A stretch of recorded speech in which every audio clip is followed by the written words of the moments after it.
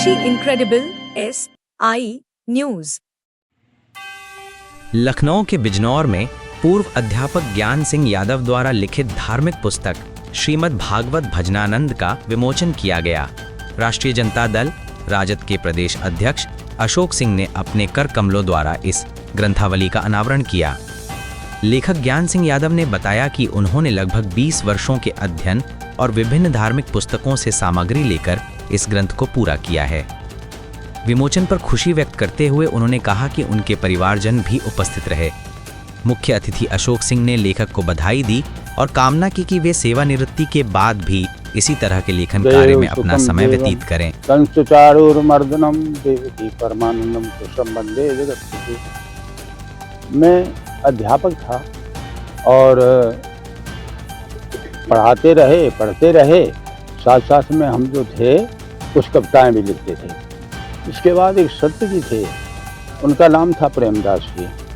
उन्होंने हमें प्रेरणा दी कि इन किताबों की अपेक्षा भगवान की कुछ ऐसी लिखो जिससे समाज को धार्मिक प्रवृत्ति बढ़े, समाज के लोगों को भगवत भजन के लिए प्रेरित किया जाए। तो इस तरह से फिर हमने इस भागवत महापुराण को साथ में लेकर के ब्रह्म वैवर्त पुराण, गर्ग संहिता, नवरंग वाणी, गीता, इन 5 पुस्तकों को लेकर के साथ में समन्वय किया है। और श्री भागवत भजनानंद का जो है, समय लगा आपको? इसे देखो, मैं पढ़ता रहा, मास्टर था, अध्यापक, इसलिए जब टाइम मिला प्रभु की प्रेरणा से हम लिखते रहे। करीब 10-12 साल लगे, उसके बाद में ये कंप्लीट हो पाई। और फिर हमने, हमारे छोटे दीवान हैं, उनके द्वारा ये लखनऊ में क्या नाम है उसका, प्रेस से केसव पॉइंट, उससे जो है प्रकाशित किन भाषाओं में? हिंदी भाषा में है। और उसमें छंद, सोठा, सवैया, ये सब कुछ काव्य रूप में। मुख्य उद्देश्य यही है कि कम से कम लोगों की भगवान के प्रति आस्था बढ़े, धार्मिक भावना बने। आज के या कलकाल के युग में हम देखते हैं जितने भी भगवदाचार्य हैं, कोई आला गा रहा है, कोई ढोला गा रहा है, अलग प्रकार के संगीत चल रहे हैं। उन सब की जगह पे उन्हें ये दिखाना है कि भागवत तत्व क्या है। आम जनता अगर लेना चाहे तो देखिए, उसमें अभी तो मैंने करीब 50 पुस्तकें छपाई, उसमें कुछ मिस्टेकें भी थी, इसलिए मैंने उसे रोक दिया। करीब 500 पुस्तकें छप रही हैं और उसमें जो सुधार है वो हमने बताया, इसे सुधार करके छापिए।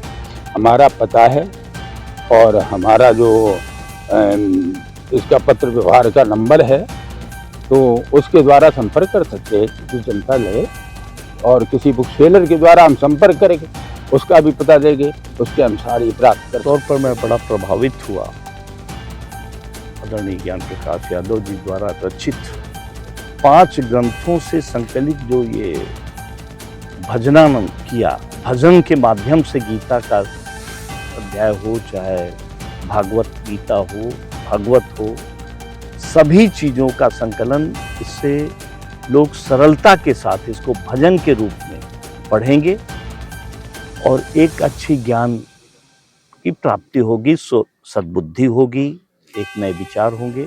मैं इनको बहुत बहुत बधाई देता हूँ। गीता जी ने हमें आमंत्रित किया, उसके लिए गीता जी का बहुत बहुत धन्यवाद। और उनके बेटे का आज जन्मदिन है, जिस दिन रचना भी रची उसी दिन जन्मदिन हुआ। इसके लिए इससे बड़ा आशीर्वाद इनको कुछ हो ही नहीं सकता है कि एक भगवत गीता को छंद के रूप में आना इनके जन्म के दिन, ये हमेशा याद रहेगा। इसकी शुभकामनाएं देता हूं और कोशिश कहता हूं, इनसे अनुरोध करता हूं कि आप निरंतर इसी तरह के प्रयास करें।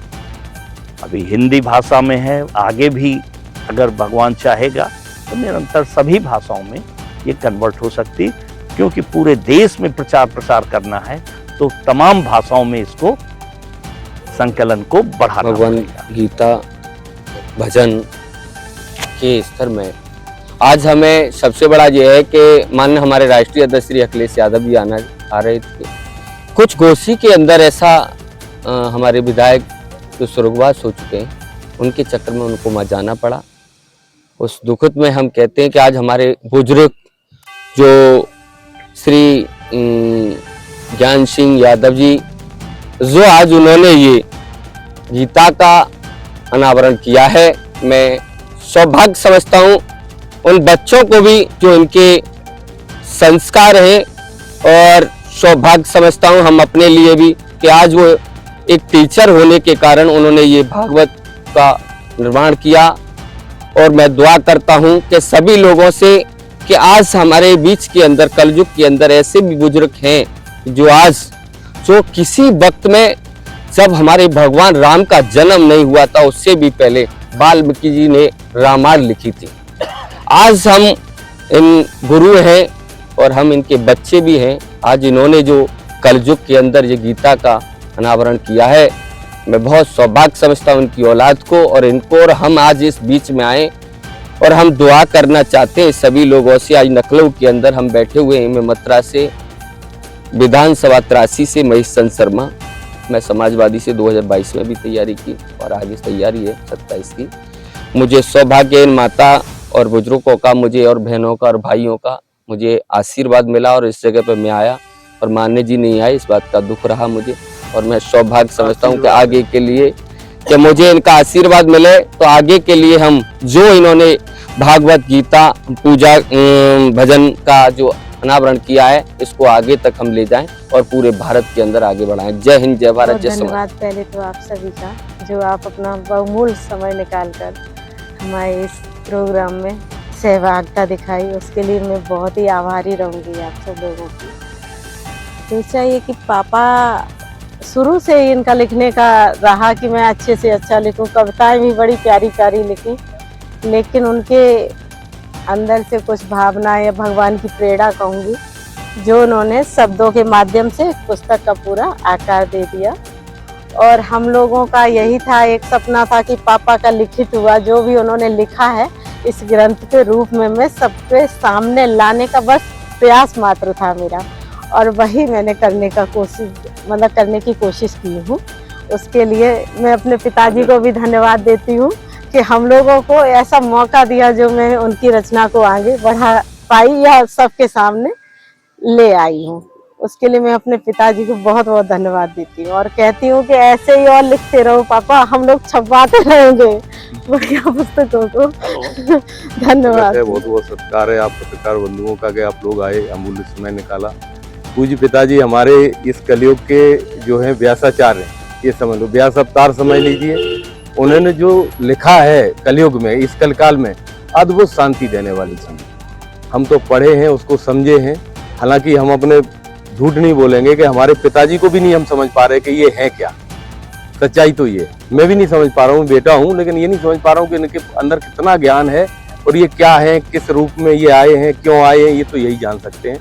हाँ, इतनी जरूर है कि कृष्ण की इतनी बड़ी कृपा है कि जो इन्होंने लिखा है उसको जो भी पढ़ेगा तो ये समझेगा कि साक्षात कृष्ण हमारे सामने लीला कर रहे हैं, भगवान प्रभु कृष्ण, ये समझ लीजिए।